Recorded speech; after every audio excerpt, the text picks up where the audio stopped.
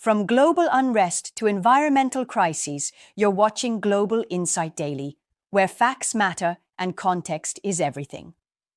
I'm NextView News, and here are today's headlines.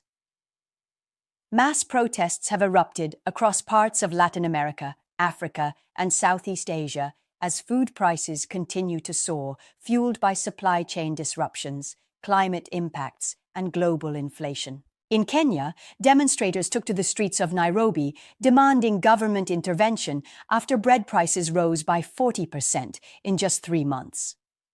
Farmers say prolonged drought and rising fuel costs have crippled production.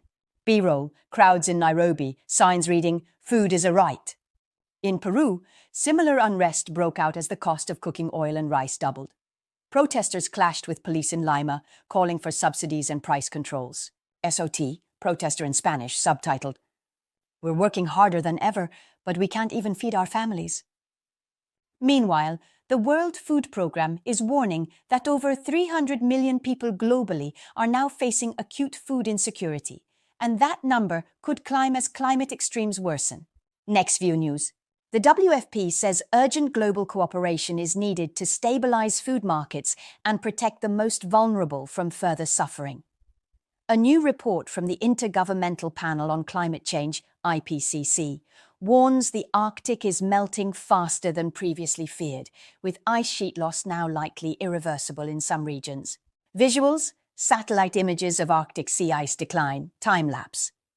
Scientists say that even if global emissions drop drastically, parts of Greenland and the Arctic Ocean could reach an ecological tipping point as early as 2035. That could accelerate sea level rise and disrupt global weather patterns. Dr. Maya Jensen, climate scientist. This is not just about polar bears. Melting Arctic ice can shift jet streams, intensify hurricanes, and change rainfall patterns around the world. The Arctic is warming 4 times faster than the global average, a phenomenon now referred to as Arctic amplification.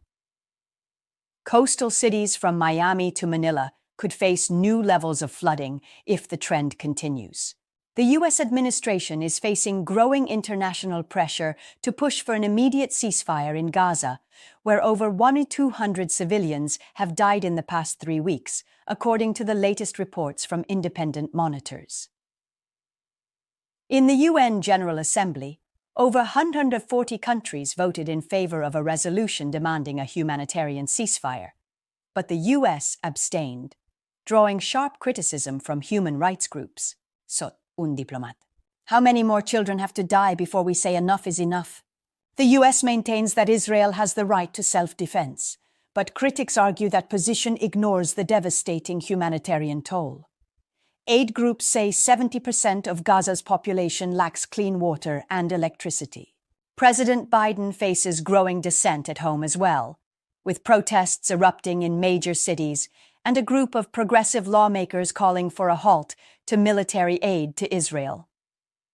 In a bipartisan move, the U.S. Senate passed a controversial bill that could lead to a nationwide ban of TikTok if its Chinese parent company, ByteDance, doesn't divest within 6 months. Supporters of the bill argue TikTok poses a national security risk, citing concerns about data collection and potential influence from the Chinese government. But free speech advocates warn the bill sets a dangerous precedent. Nadine Whittaker, digital rights advocate. This could be the first step toward broader internet censorship disguised as national security. TikTok, which has over 170 million users in the US, says it has never shared data with the Chinese government and has invested heavily in data security. The company is expected to challenge the bill in court. Thousands of Amazon warehouse workers in Germany walked off the job this week, demanding better wages, shorter hours, and stronger health protections. Organized by the union Ver.de, the strike has spread to 5 major distribution hubs, disrupting shipments across Europe. Workers say they've been pushed to the limit by long shifts and surveillance technologies. Stadi worker translated, "We are not robots. We deserve fair pay and humane conditions." Amazon says it offers competitive salaries and safe working conditions, but labor advocates argue its practices violate EU labor standards. The walkout comes amid growing global labor unrest at tech giants, with similar protests emerging in Spain, France, and even some parts of the United States. In a groundbreaking decision, Brazil's Supreme Court ruled that indigenous communities have the constitutional right to manage and protect their ancestral territories from deforestation and illegal mining. The case was brought by the Kayapo and Munduruku peoples after illegal gold miners invaded their lands, polluting rivers and destroying wildlife habitats. Chief Raoni Metuktere, Kayapo leader. We are the forest's protectors. This victory is not just for us, but for the entire planet. The ruling sets a legal precedent that may empower indigenous communities across Latin America to assert greater control over conservation efforts.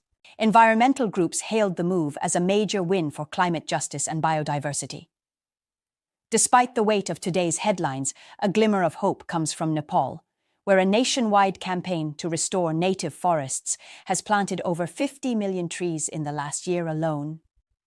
The effort, led by local farmers and schoolchildren, has already begun to reverse soil erosion and revive endangered species habitats.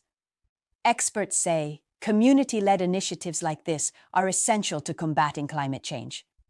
That's it for today's episode of Global Insight Daily. Don't forget to like, subscribe, and share if you found this report informative. I'm host Name, and as always, stay curious, stay critical.